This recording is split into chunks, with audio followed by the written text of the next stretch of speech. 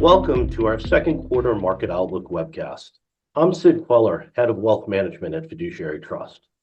Today, I'm joined by Pat Donlin, our head of investments. Welcome, Pat. How's it going, Sid? Great to be here. Great to have you. Thanks for taking the time. We're going to start today with Pat taking us through a brief presentation on the key forces shaping the economy and the markets and where we see opportunities and risks. Then we'll discuss some key questions on the minds of our clients. With that, over to you, Pat. Thank you, Sid. Let's start with the labor market. And actually, I want to say thank you to a couple of our analysts, Peyton Weatherby and Anthony Hong, that put together a lot of the slides we'll cover today. So on the labor market, we've been calling this a low hire, low fire labor market, and that remains the case. So layoffs have been on a bit of an upward trend, but still below the pre-pandemic average level.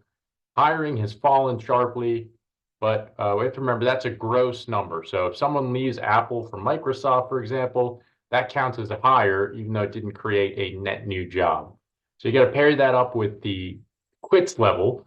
That's the number of people voluntarily leaving their jobs. And that's fallen by a similar amount as the hiring amount. So basically, this all suggests a relatively stable picture for the labor market. If we go to the next slide here, what's interesting is that consumers are more pessimistic about the job market than the headline data would suggest. So the top panel here is the Conference Board Consumer Survey. It shows the percentage of respondents expecting fewer jobs to be available 6 months from today. And we're nearly at 30% right now. And historically, when we've exceeded 30%, the economy is already in recession. And this survey has actually been a pretty good leading indicator of the actual unemployment rate.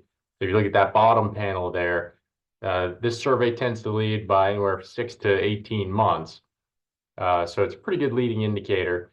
And whether this pessimism from consumers reflects AI-related anxiety or something broader, we think what it does suggest is that the labor market may be weaker beneath the surface than the headline numbers imply. So that brings us to the next point.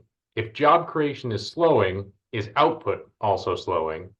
And the answer there is no, or at least not yet.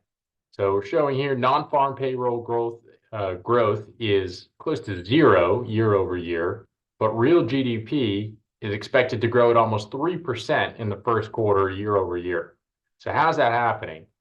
It suggests there has to be some improvement in productivity, meaning the same number of workers producing more output.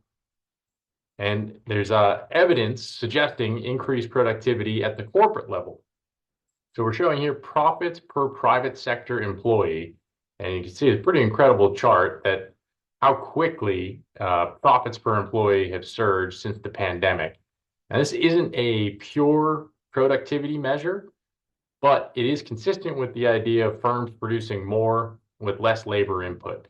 And we think this is a trend that can continue as AI gets more broadly adopted throughout the corporate sector.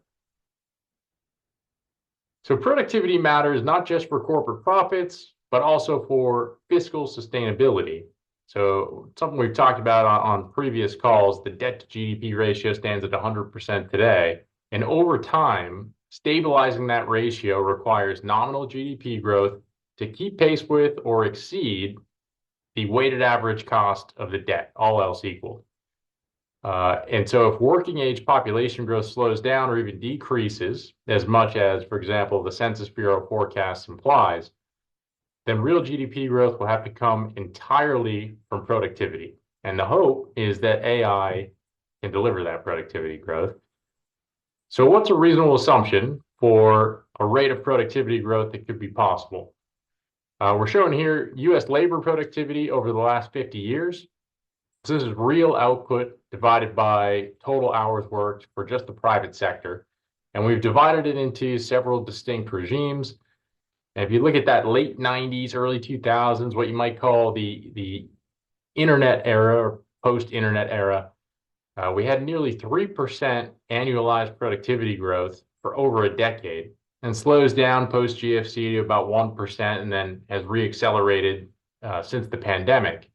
We think if AI proves comparable to the internet as a general purpose technology, it's fair to say something like 3% productivity growth is possible. Okay, so let's pivot to markets. The productivity story is really the bullish AI case.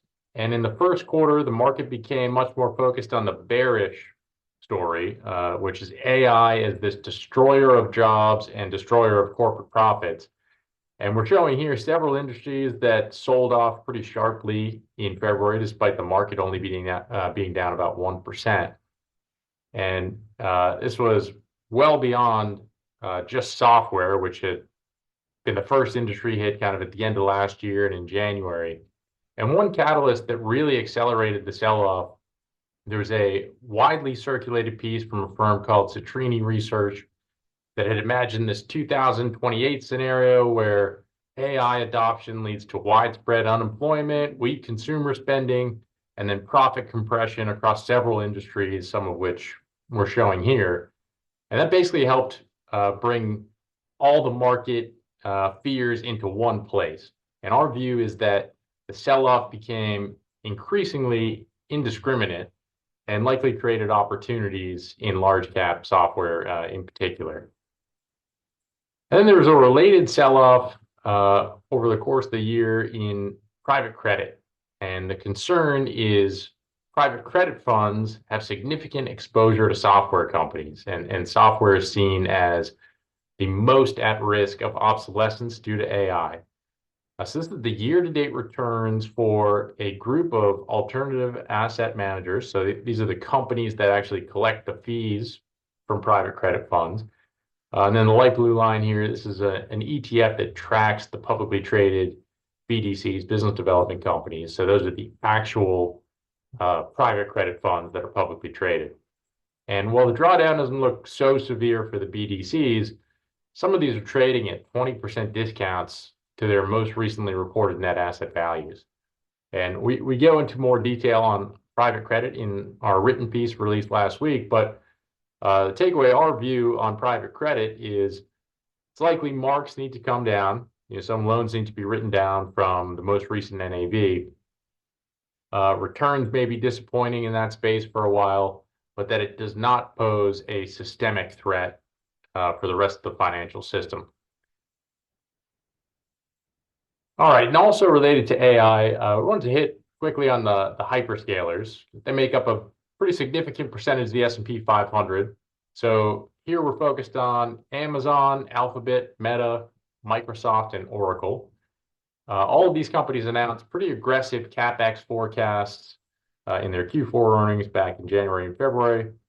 You can see they're expected to spend in aggregate $677 billion this year. And most of these companies ended up selling off pretty sharply in Q1, some of it as a result of these aggressive CapEx plans. There's been a lot of concern around what's the ultimate return on investment going to be on that CapEx, and also some concern about increasing debt issuance from these companies. But I think I'd point out a few things here. One, you see in the top left chart here that CapEx is forecasted to level off, or the growth rate of CapEx, I should say, is forecasted to level off significantly in 2027 and 2028. That should lead to a rebound in free cash flow for these companies. And if you look at the right-hand side, operating cash flow is rising alongside increasing CapEx, which suggests these companies could already be seeing a return on their investment. And then finally, if we look at the aggregate net debt to EBITDA, these companies, even despite the increased debt issuance, still have very, very low leverage. On average, are 0.2x net debt to EBITDA compared to 2.6x for the average investment grade company. And while the public AI valuations have compressed in the first quarter, the private AI labs have continued to garner higher and higher valuations. So we're showing here on the private side, Anthropic, which is the creator of Claude, OpenAI, which is ChatGPT, and xAI, which is Elon Musk's AI company, which actually merged with SpaceX in February. And in public AI, we're showing the hyperscalers and including NVIDIA along with them. But this, to us, is just another sign that the AI trade is becoming more zero-sum. The private companies are seeing their valuations increase while the public companies are taking a hit here. And these private companies also appear to, all three of them, moving closer to going public at some point this year, which could intensify that competition for capital. And then finally, obviously, the other major event impacting markets during the quarter was the Iran war. This caused a big spike in energy prices. And that single variable of energy prices really dominated the markets in the month of March. So if we look at from the start of the conflict through quarter end, the end of March, equity returns broadly tracked countries' dependence on imported energy, and the net exporting countries like Canada and the United States held up relatively well. And the oil price spike also complicated the outlook for interest rates. So before the conflict, markets were expecting cuts from the Fed, the ECB, the Bank of England, and that flipped sharply by the end of March, expecting actually hikes from the ECB and the Bank of England. So that led to higher interest rates, which translates to negative returns for fixed income and also compressed equity multiples. So to sum it all up, despite everything that happened in the quarter, asset class returns are actually not as catastrophic as the headlines would suggest, and especially after a really strong 2025 across the board. The damage in the first quarter was strongest in U.S. large cap, which is down about 5%, but most other asset classes were close to flat, and small cap U.S. equities actually eked out a small gain for the quarter. And so that was as of the end of March, but global equities have actually rebounded strongly since quarter end. So we're showing major equity benchmarks here. They've recouped approximately 70 to 80% of their peak to trough declines. And what's happening there is markets are increasingly pricing in a de-escalation of the conflict in Iran. Maybe I'll leave it there and hand it back to you, Sid. Great. Thank you, Pat.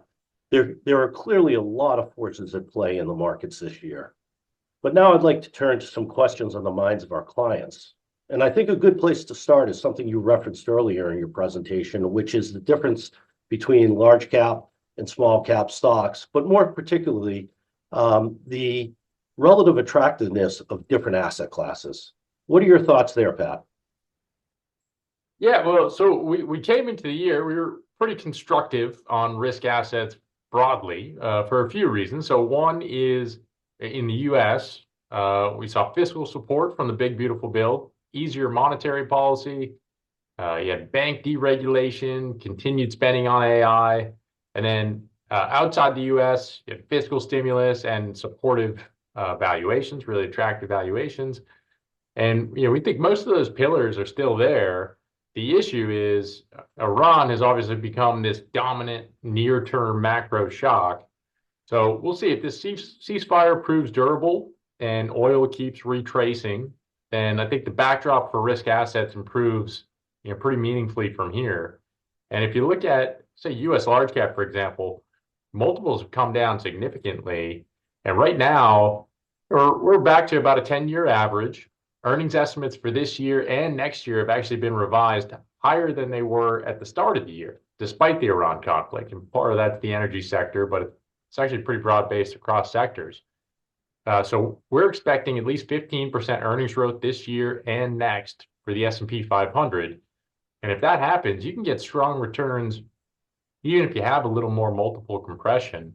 And then on small cap, you mentioned, in small caps, we really like banks, the regional banks. We think the bank deregulation story is still very much alive.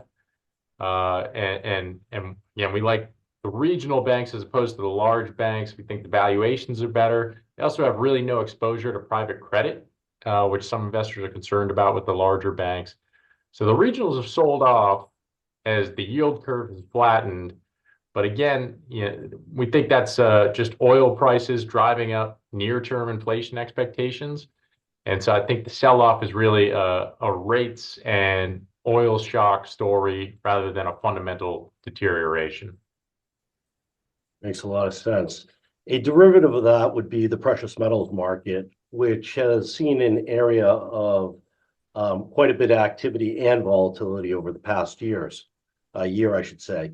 Gold in particular hasn't behaved in the way people had expected in times of crisis, specifically after the launch of the Iran war. What's driving gold prices today, and where are they likely to head from here?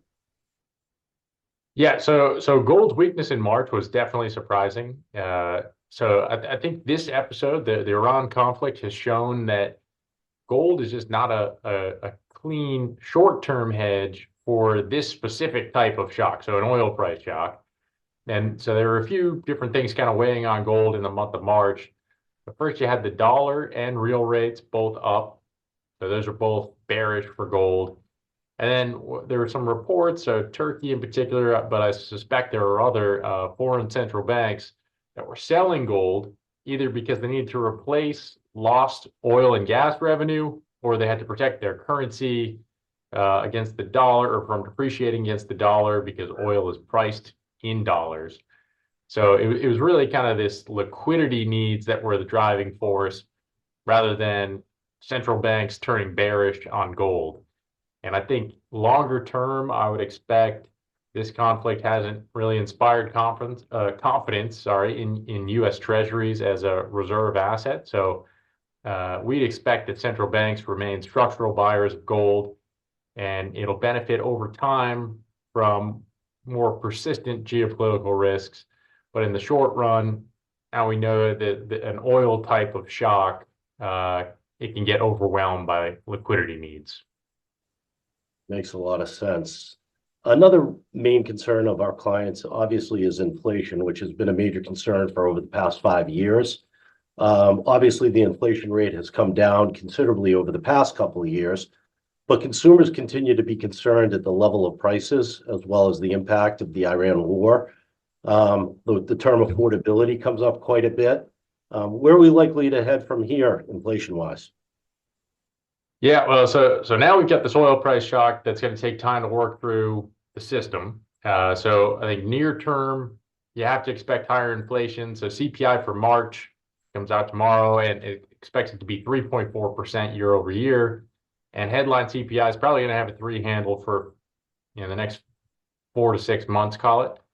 But I think over the medium to longer term, we think AI is the much more important force, and that's disinflationary. And we've also got midterm elections later this year. As you mentioned, affordability is a big talking point already. And I think historically, for all elections, the two biggest economic issues are always inflation and the unemployment rate. And as you mentioned, even though the rate's coming down, consumers are still feeling the cumulative effects since 2020. So if you imagine the 2% Fed target, if we had a 2% baseline since 2020, that would have meant a 13% cumulative increase in inflation since then. The actual realized inflation rate has been more than double that, about 27%. So, I'm not sure what the president can really do to get that down. Obviously, a resolution in Iran will help. But I think we probably haven't heard the last of the housing proposals to try to increase supply there, because that's been really the real driver of that 27% over the past 5 years.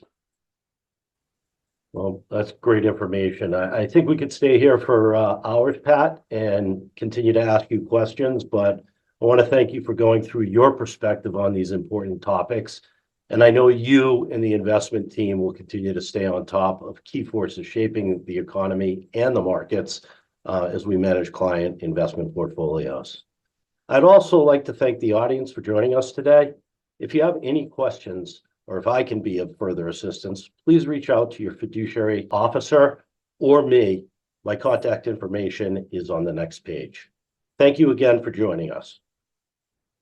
Thank you again for joining us. I encourage you to access some of our knowledge through insights on our website, fidtrustco.com, as well as by reaching out to your fiduciary trust officer or to Sid Queller at 617-292-6799 or Queller at fiduciary-trust.com. Thank you again for joining, and we wish you and your family health and well-being. The opinions expressed in this material are as of the date issued and subject to change at any time. They discuss general market conditions and trends and should not be construed as investment advice. Any reference to specific securities are for illustrative purposes only and are not intended to be and should not be interpreted as recommendations to purchase or sell such securities. Nothing contained herein is intended to constitute investment, legal, tax, or accounting advice, and you should discuss any proposed arrangement or transaction with your investment, legal, or tax advisor. Copyright Fiduciary Trust Company.